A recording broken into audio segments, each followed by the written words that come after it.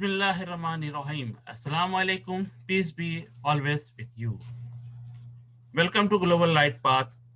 I am Irshad Mahmood from Toronto, Canada, and the topic is Zumane Muhammadi Arabi Nafiz Kar Do.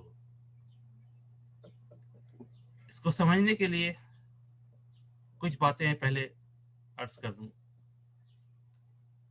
जिस तरह पाकिस्तान में कई इलाकाई ज़ुबानें हैं, सिंधी, बलोची, पश्तो, पंजाबी और उर्दू वगैरह। इसी तरह चीन में पुराने ज़माने में मुख्तलिफ ज़ुबानें जो स्क्रिप्ट एक ही तरह की होती थी, लेकिन वो भी अलग अलग बोला करते थे। लेकिन चाइनीज़ ने बड़ी मेहनत से एक कौम बनाने के लिए एक ज़ुबान पे आ गए और वो सिंप्लीफाइड चाइनीज़ कहलाई, और जिसको मैंड्रीन कहते हैं। मैंड्रीन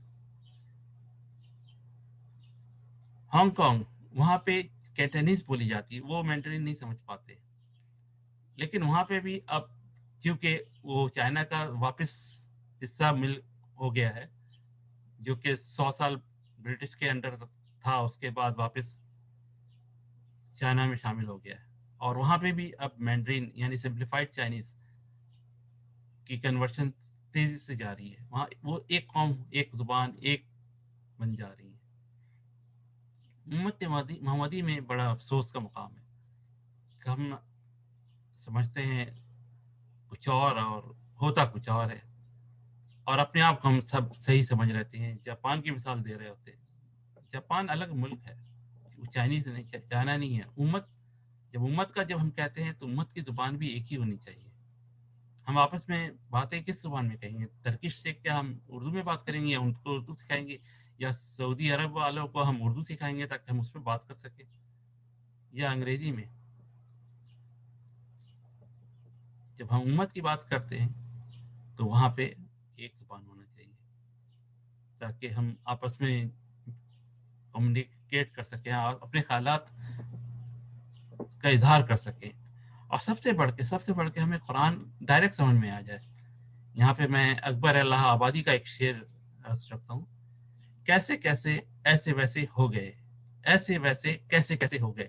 इसका आप ट्रांसलेशन कर लें इंग्लिश में, हाउ हाउ वगैरह आप किस तरह करेंगे आप, और उसका वो जो थीम है, उसका जो बैकग्राउंड है, जो उसके अंदर जो पिन्हा जो वाकयात हैं कि बड़े बड़े उमरा फकरा मिस्कीन हो गए, और जो नीचे जात के मिस्कीन और गुरबा थे वो उमरा हो गए। जब ब्रिटिश दौर आया तो हर चीज़ें बदल गई। उसी पे ये शेर था। लेकिन आप इसको अंग्रेजी में ट्रांसलेशन नहीं कर सकेंगे। वो मफहूम, वो बातें, वो गहराई आप नहीं समझ सकेंगे। और ये मैं अपने लिए नहीं कह रहा हूँ, आपके लिए नहीं कह रहा हूँ, ये हमारे आने वाली नस्लें, हमारे बच्चों के लिए, कि हमें कम से कम उन्हें एक डायरेक्शन हम दे दें जुबान के मामले में, ताकि उन्हें कुरान समझ में आना शुरू है। ये ना कहें कि अरबों को देख लें, अरबी का क्या हाल है, वो अलग है। पहले समझ में आएगा तब ना, उसके बाद फिर बात होगी दूसरे स्टेज 2 की, कि अब वो अमल करते हैं कि नहीं करते हैं। अगर नहीं करेंगे तो फिर तो कुफर वाली बात हो जाएगी और अल्लाह की पकड़ आएगी। और जो आज अरबों में यहाँ देखा जा रहा है वो एक अलग चैप्टर है, अमल करना नहीं करना। लेकिन समझ तो आए पहले।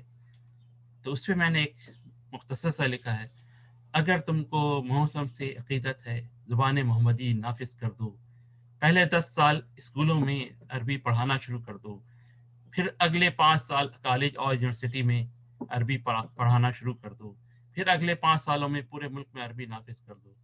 ये 20 साला नुस्खा है ज़ुबान मोहम्मदी अरबी नाफिज करने का।